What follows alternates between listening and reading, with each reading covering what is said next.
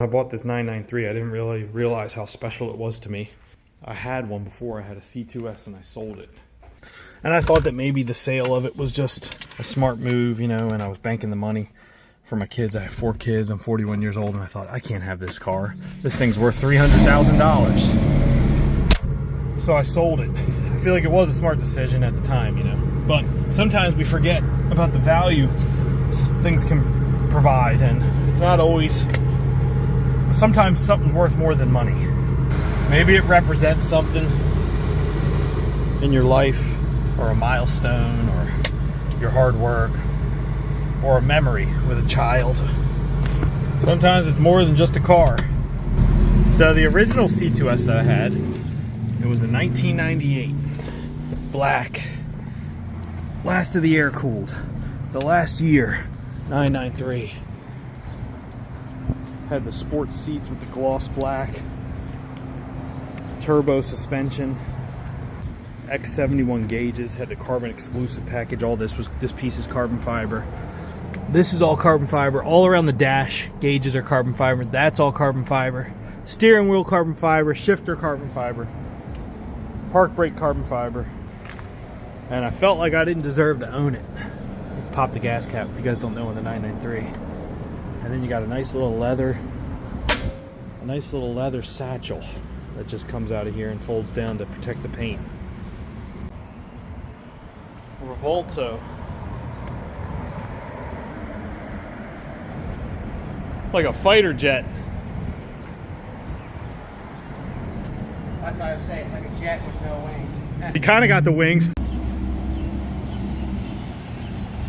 Oh, I lost my wallet.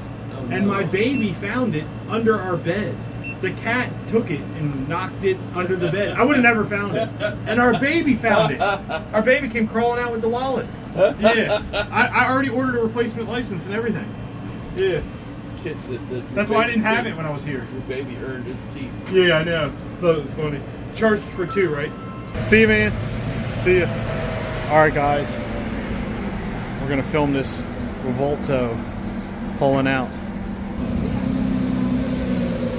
We got the 993 and we got the Revolto out here. Man, that thing's wild looking.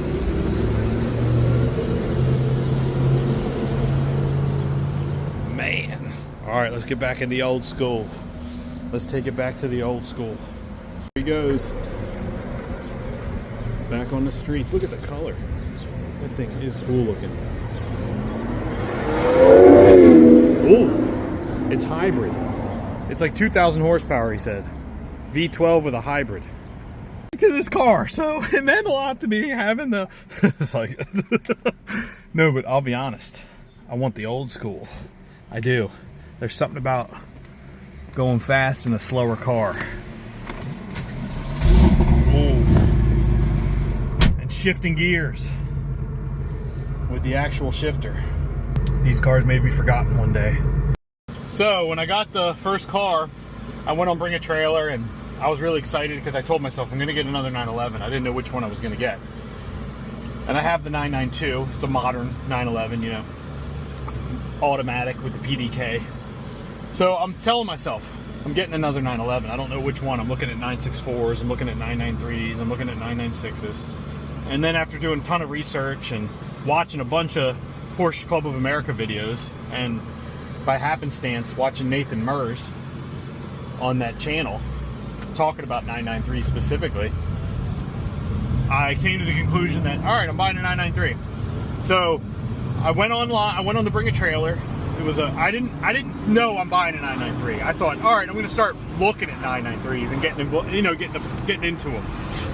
So I went on Bring a Trailer for fun, and I typed in 993. And I go on Bring a Trailer and I type in 993 and I see this black one, and I'm like, holy cow, dude, this is nice. So I click through the images and I click on the videos, and sure enough, the voice in the video was Nathan Mers, who I was just watching on YouTube. So something in me clicked, and I was sitting in the Barnes & Noble, and I thought, you know what, I'm going for it. I'm gonna try to get this one. I feel comfortable. I had never bought a car on Bring a Trailer, and I thought, I'm going for this one because this is my chance. I feel comfortable. I don't have that fear, you know, that I don't know who I'm buying the car from, and you're gonna spend, I knew I was gonna spend a lot of money on this car. So I did pay a Nathan Mers premium. Nathan, if you ever see this video, some people wrote that in the comments, and I think that's true. I did, because just kind of for my comfort and ease my mind. And I looked through the car and I saw all of this, everything it had, and the spec sheet underneath the bonnet was so long. There were so many different options that I was like, this is the one, dude. This is the one. This is a C2S, which has way lower production numbers than the C4S or the narrow body Carrera, and it had a lot of exclusive things, and I thought, this is the one, I'm getting it. So I just went all in, and at the time I thought I overpaid.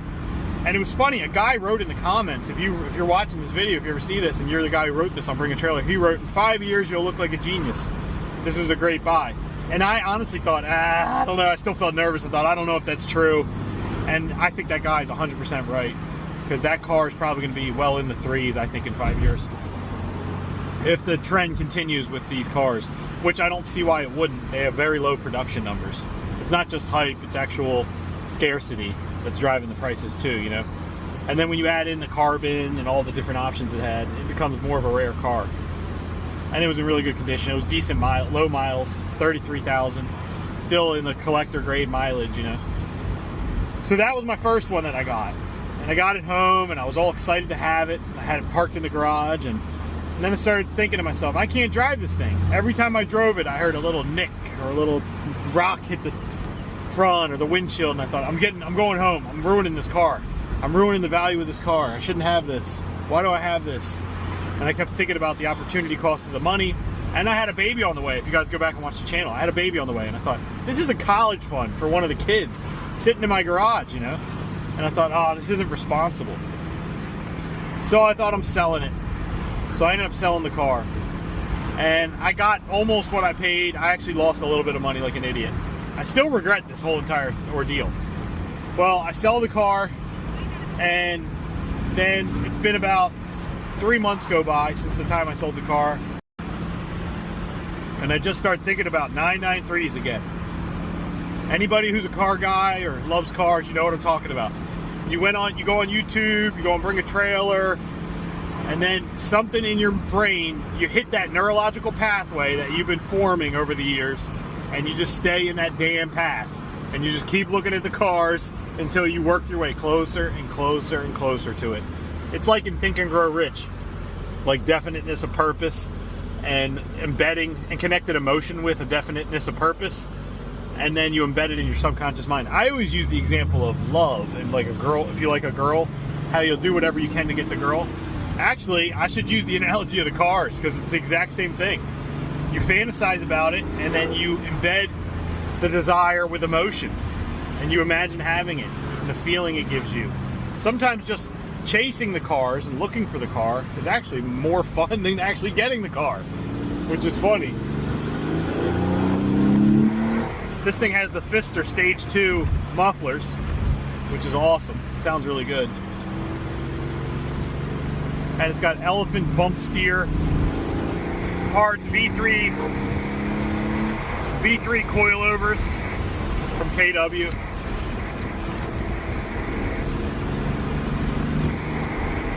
It's got RS front splitters and the RS tail. So I started looking at cars again, and then I've been looking at 993s for like 6 months.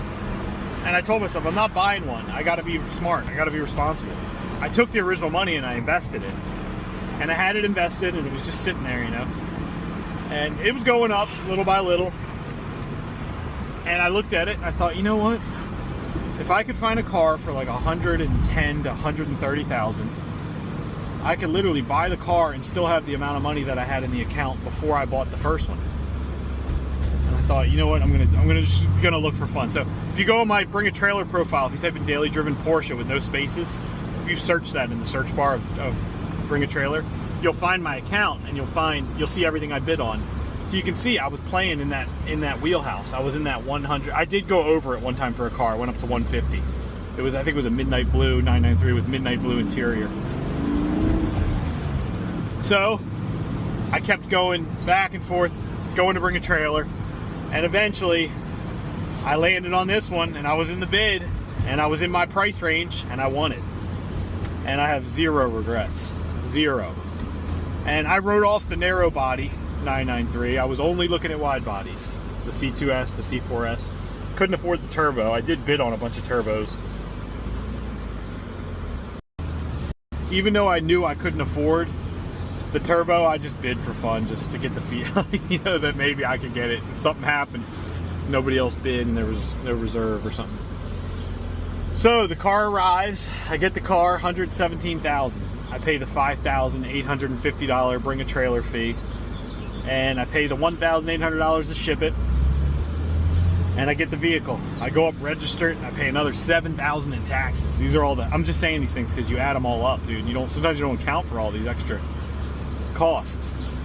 And I get the car, and the second he came rolling up my street in this car, I knew I did not make a bad decision. I was like, oh man, I am not mad at the non-wide body, that's for sure. I don't know if it's because it's lowered or the RS parts, but it looks amazing. And I've just been ripping this thing ever since. The 992 is at Vito's getting the front lip fixed, and I gotta be honest, I don't want to say this and hurt its feelings. I hope it's not listening, but I don't miss it. I do not miss it. I really don't.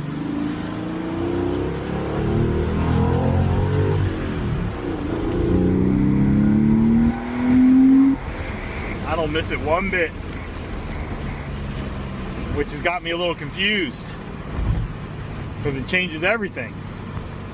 Now I'm thinking, should I sell that?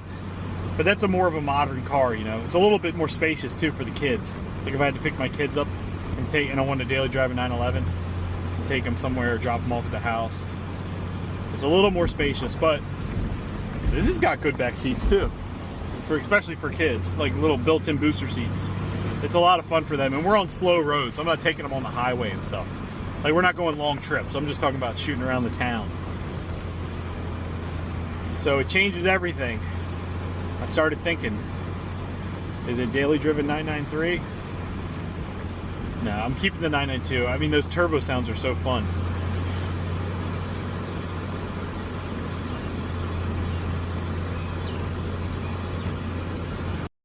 But with these cars, you know, just the feeling of getting on the road and shifting the gears and hearing that Vero ram over 4,000 RPM, it's just fun. It just brings joy. I realize that, like we just saw that Lamborghini, and that guy might have the same experience I'm having with this car, is that you think sometimes you're buying the car because you want to like look a certain way, or it looks a certain way, you know. And maybe as a kid, that's what I wanted originally. I don't know. I can't remember.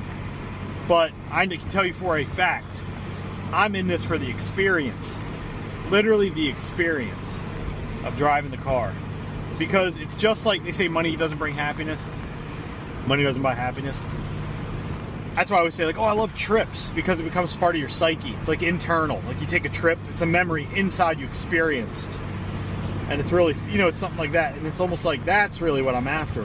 It's not even the car. It is the beauty of the car. I look at it like artwork when I look at this. Even with that Lambo next to this 911, I'm like, I'll take the 911. I might take the Lambo and sell it to get more 993s, but I love the Lambo. It's awesome. But I'm saying, like, I told the guy, I said to him, I don't know why I always gravitate towards the analog, kind of like older cars. For me, it's the experience, it's the feeling, it's the smell, it's the nostalgia. It's almost like a forgotten thing that's like trapped in time. Like this car is trapped in the 90s. You can't take it away from it. Like you get in it, you go back there. No matter how bad you don't want to go back there, you're back there if you're in this car. If you got bad memories from the 90s, I'm putting you in the car. I'm taking you back. I'm taking you back. But it really is like that. It's like a whole experience. Somebody wrote on the channel, I don't even like Porsches, dude. You're making me want to get a 911. It's not even the 911. That's why I was playing. That's why I like the E30s too. I think my two favorite cars are the 993 and the E30, BMW E30. It's the same thing. I get the same smell and feels. Not drive feel. It's different, but the same feeling of the nostalgia in the E30, the BMW E30. But if you can't afford a 911 because these are so crazy expensive, you can find a nice BMW E30 for a lot less, a quarter of the price of a car, of a 911. You know, it's a different car, different feeling, different experience, but it's really fun, you know, and rewarding to drive. It really is. Both are. And the BMW E30, you also, it's a lot easier to work on. I've noticed it's much easier to work on than the 911. But when I picture a dream garage, I picture 90s cars. I mean, I do love the 992. It's probably one of my favorite like shapes of a car. But I think I picture 90s cars. I picture all like late 80s, early 90s, mid 90s cars. Probably have like an NSX in there. I mean, I still love the R34 GTR. That car's just like iconic, you know. But I think it'd probably be more like a NSX 993 E30. E30 is really like late 80s into the very early 90s, but you get what I'm saying. Oh, I guess I could get an R34 in the garage because they started making them in the late 90s. I didn't even think about that. Yeah. I was born in 1984. So I guess if you really think about it, that's my early adolescence. You know, looking at these cars. These are the cars I like. Makes sense, you know. Those are the cars I grew up seeing on the road. I never saw a 993 in my whole entire life until I bought one. Oh, I saw one or two at a car show. But I mean, I didn't see one like growing up as a kid or anything. Leave a comment. When you guys were growing up, did any of you guys see like a 993 or any cars like that? I saw an E30 because my neighbor, Matt Luongo, his dad, he was real big into BMWs and he was racing them. And he had an M3. And I remember telling everyone as a kid, he has an M3, a wide body. But I remember, like, now that I got older, I realized, like, oh, they're all wide. All the fenders flare out like that. But yeah, he had an E30 and it had the BMW M flag down the side. It was black. It was fully set up, had race car seats and everything, no back seats, roll cage in it. So I grew up, my stepdad with cars, I've talked about in other videos, and then I grew up with my neighbor with that car. And he took us for a ride, and I remember we were going around circles on Oklahoma Road in Eldersburg, Maryland is where he was taking us. There's a Food Lion right there. You can look at the map. Type in Food Lion, Eldersburg, Maryland. There's a big hill that goes down the hill and it ends at a circle. That's the hill that I bombed a skateboard down and I fell and broke both my elbows and both my wrists at the same time. They had to put me in the back of a pickup truck and take me home. And I had casts on my arms like this. I've talked about it in old videos, but I'm getting off topic. Alright guys, I'll see you in another video. Appreciate you guys. Ooh. Alright. Woo. This is light work. Come on, spill the tea. Ooh. Alright. Woo. This is light work. Come on, spill the tea. Ooh. Alright. Woo. This is light work. Come on, spill the tea. Ooh. Alright. Woo. This is light work. This is about as Tokyo as it gets.